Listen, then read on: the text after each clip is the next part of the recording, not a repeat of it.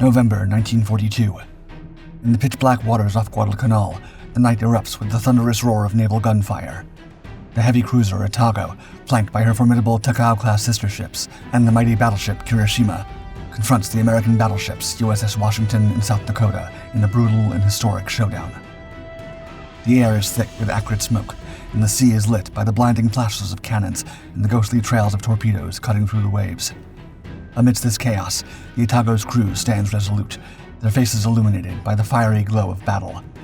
With unwavering bravery, they maneuver their vessel, dodging enemy torpedoes while launching their own powerful salvos. This confrontation, the first capital ship duel in the Pacific theater, is a test of endurance, strategy, and courage.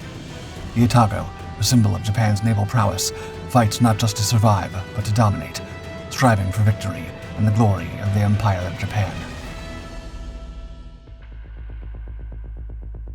Japan had come a long way from its modernization of the mid-19th century.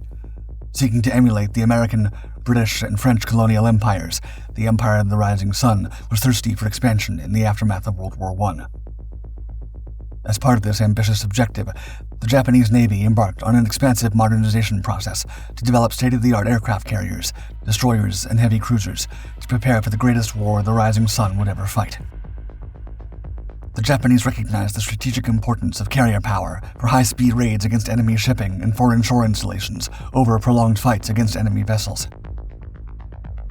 Consequently, the Empire came up with a series of lightly armored and fast vessels that could be mixed with the more standard destroyers and heavy cruisers equipped with powerful guns and torpedo batteries. In 1927, the Imperial Navy approved the Takao program, a significant step in the development of a new class of heavy cruisers. These cruisers, designed to replace the existing Miyoko-class, were unique in their heavier torpedo armament and a large, almost battleship-like bridge structure. Nonetheless, despite their increased firepower, the ships would stay within the limitations of the Washington Naval Treaty. The 4 new vessels were baptized as the Takao-class heavy cruisers and were named after Japanese mountains. These were Takao, Atago, Maya, and Chokai, all launched between 1930 and 1931. As an improved version of the previous Miyoko-class design, the Takao-class cruisers incorporated technical elements learned while developing the experimental light cruiser Yubari. These features comprised a distinctive profile with a large raked central funnel and a smaller straight second funnel. The ships also featured thicker armor, dual-purpose main guns, and torpedo launchers. Atago, named after Mount Atago, located on the outskirts of Kyoto, was launched in June 1930 and commissioned in March 1932. Like her sister ships, she displaced over 14,500 long tons, had a length of over 192 meters, a beam of 20 meters, and a draft of 6 meters. Heavy cruiser Atago was powered by 4 shaft-geared turbines and 12 camp-on boilers, developing 132,000 shaft horsepower to 4 shafts. This propelled Atago at a maximum speed of around 35 knots, with an estimated range of 15,000 kilometers at 14 knots. Atago was a fortress on the waves, featuring armor protection that made her an imposing adversary in any naval engagement. Her main belt armor was 127 millimeters thick, providing a solid shield for the ship's vital areas. This protection extended further, with her machinery belts clad in 102 millimeters of armor, and the magazine belts, crucial for safeguarding ammunition, were even more fortified, with up to 127 millimeters of armor tapering to 38 millimeters. The main deck was no less impressive, with armor up to 37 millimeters thick, and the upper deck ranged from 12.7 to 25 millimeters, ensuring comprehensive protection against enemy fire. With bulkheads fortified with 76 to 100 millimeters of armor, and even the turret shielded by 25 millimeter armor, the Atago was a formidable adversary, ready to withstand the fiercest battles of the Pacific theater.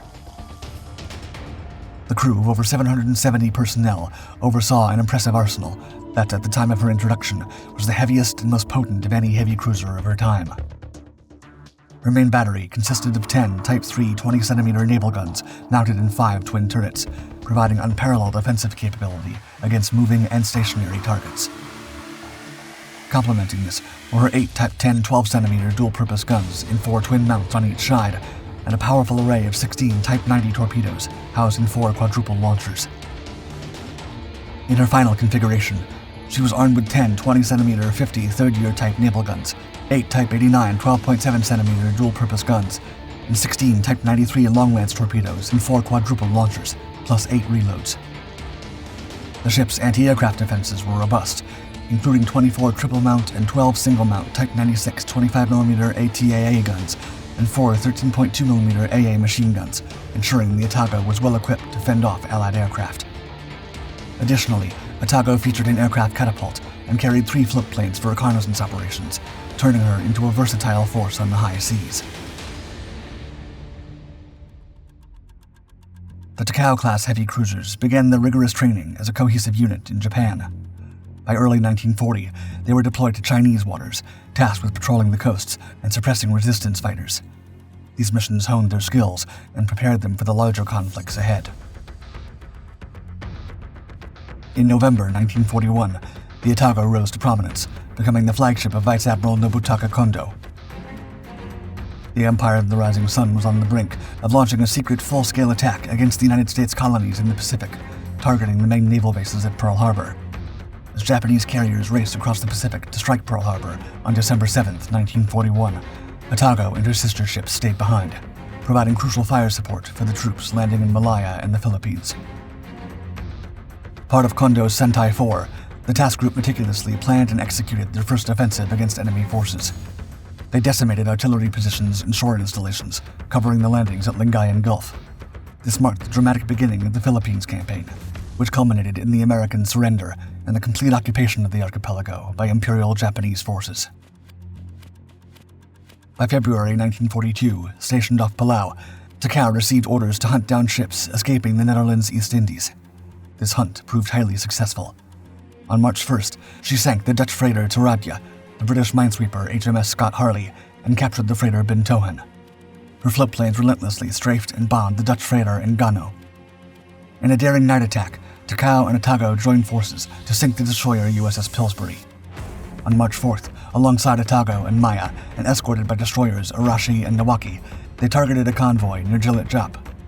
HMAS Yara, valiantly defending the convoy, fought for an hour and a half before succumbing to the powerful main guns of the Japanese sister ships. Like the German commerce raiders, the Takao-class cruisers wreaked havoc on Allied shipping in the region, seizing control of the oil-rich East Indies. They sank the tanker Francola, the depot ship on King, the minesweeper HMS 51, and captured 2 Dutch freighters. After these fierce engagements, the cruisers returned to Yokosuka on March 18th for a significant refit, focusing on enhancing their anti-aircraft capabilities. With the Battle of the Java Sea favoring Japan, the Imperial Navy set its sights on further conquest. They prepared to march on other islands in the Pacific, aiming to block the United States Navy from breaching their now vast empire. In April 1942, the heavy cruiser Takao was called to action to intercept the U.S. Army's Doolittle Raid Task Force, dispatched to bomb mainland Japan in retaliation for the Pearl Harbor attack. Despite the mission's failure, Takao's crew pushed the heavy cruiser to its limits, pursuing the elusive U.S. Navy task force. By early June 1942, Takao and her sister ship Maya had arrived at the Aleutian Islands in Alaska, providing fire support for the Japanese landing forces aiming to establish a base on American soil. During their deployment, they assisted convoys bound for Kiska and Attu, successfully downing a B-17 Flying Fortress and 2 Curtiss P-40 fighters. Meanwhile, Atago and Chokai joined the 4th Cruiser Squadron, preparing for the imminent Battle of Midway.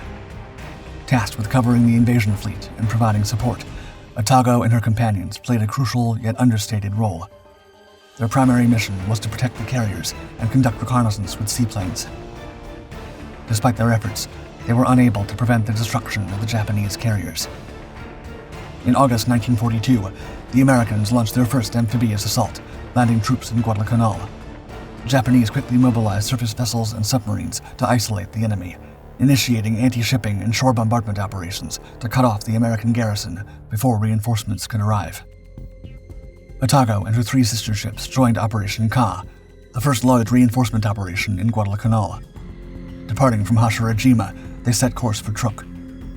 During the Battle of the Eastern Solomons in late August 1942, American aircraft from the USS Wasp shot down 2 of Atago's Aichi E-13A1 Jake floatplanes on reconnaissance missions, resulting in the loss of all 4 crew members. Following this, Atago was tasked with bombarding Henderson Field to prevent the Americans from receiving supplies by air. Despite the accuracy and intensity of her gunfire, the American fighting spirit remained unbroken. On November 15, 1942, Atago found herself in the midst of the naval battle of Guadalcanal. In the early morning hours, alongside Kirishima and Takao, she engaged in a fierce battle against the USS Washington in South Dakota. This unprecedented naval clash between capital ships in the Pacific Theater saw South Dakota rendered powerless, its systems disabled by the relentless Japanese barrage. Seizing the opportunity, Takao and Atago launched their lethal long-lance torpedoes at Washington, but the torpedoes missed their target by mere feet. Washington's precise counterfire struck Kirishima, leading to her sinking.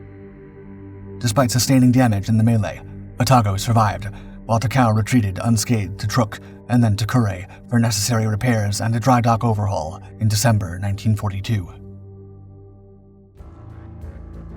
In the aftermath of Guadalcanal, Atago and her sister ships gathered the survivors and made their way back to Truk. There they stayed until November 1943, when a surprise attack by American SBD Dauntless bombers forced Atago to return to Japan for repairs. A month later, on a seemingly peaceful February night, the U.S. Navy submarine USS Permit shattered the quiet waters of Truk with a surprise attack. 4 torpedoes streaked through the water, but miraculously, all missed their mark, and Atago emerged unscathed.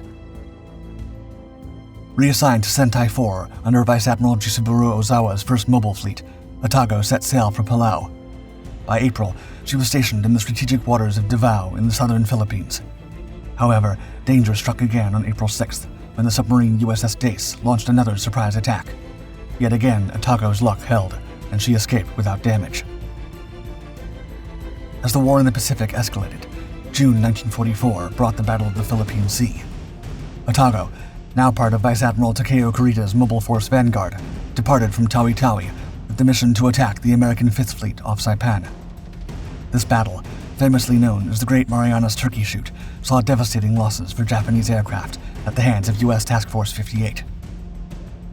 Despite the fierce engagement, Atago sailed through the battle unscathed and later arrived at Hatsurajima for a much-needed refit. Here, she was outfitted with an advanced Type 13 air search radar and an impressive array of 60 anti-aircraft guns, preparing her for future encounters. In October 1944, Atago and her sister ships joined Kurita's first mobile striking force, which included over 20 destroyers, 5 battleships, and 10 heavy cruisers, to confront the American forces in the Philippine Sea. As they navigated the Palawan Passage, their luck finally ran out. 2 U.S. submarines launched a surprise attack, and Atago was struck by 4 torpedoes fired from USS Darter. Within minutes, the crew faced a harrowing fate as Atago capsized and sank in just over 20 minutes. While 360 sailors perished, over 560 survived, including Vice Admiral Kurita, who was prepared to continue the fight another day. Now resting 1,800 meters below the surface, Atago remained a testament to the fierce battle she endured. Her journey ended, but her story lives on through the survivors who carry forward the legacy of one of Japan's mightiest heavy cruisers.